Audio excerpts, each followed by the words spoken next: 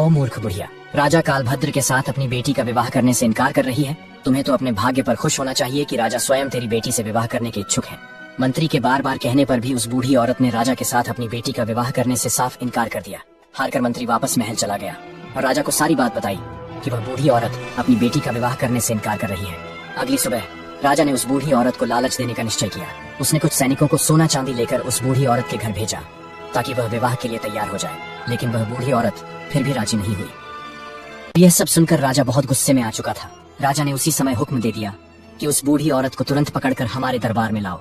हुक्म पाकर राजा के सिपाही तुरंत उस दासी के घर गए और उसे बंदी बनाकर लेकर आए।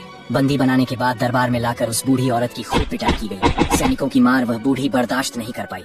कोड़ों की मार पर ढहते ही बूढ़ी औरत राजा के समक्ष चीखते हुए गिर पड़ी और उसने सारी सच्चाई बता दी। वह हाथ जोड़कर बोली, हे महाराज, वह लड़की कोई और नहीं बल्कि आपकी सगी पुत्री है।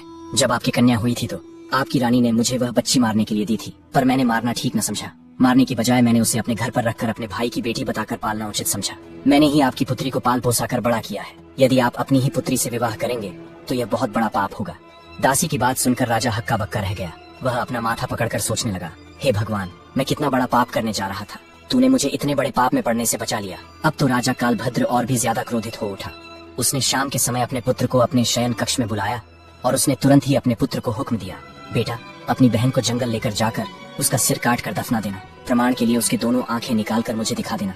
अब राजकुमार अपने पिता के ऐसे आदेश सुनकर वह बहुत परेशान हो गया।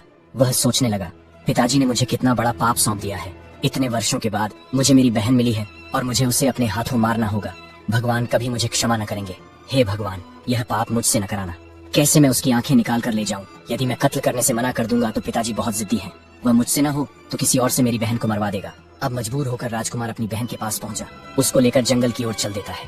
जाते समय भाई का प्रेम बहन के लिए उमड़ पड़ा और उसने कहा, हे बहन, किसी भी सूरत में मैं तुम्हारा कत्ल नहीं करूंगा। मैं तुम्हें यहीं जंगल में छोड़ दे रहा हूँ। आगे तुम्हारी किस्मत का फैसला होगा। तब बहन ने जवाब दिया, भैया, तुम मुझे मार दो और मेरी आंखें निकाल कर पिताजी के सामने ले जाकर दिखा दो, और यदि तुम मेरी आंखें निकाल कर नहीं ले जाओगे तो पिता तुम्हें भी मार डालेंगे। उस समय दोनों भाई बहन आपस में लिपटकर बहुत रोए। दुखों का पहाड़ उन पर टूट पड़ा था और वे कुछ समझ न पाए कि क्या करें। अंत में राजकुमार ने निश्चय किया कि वह अपनी बहन को नहीं मारेगा।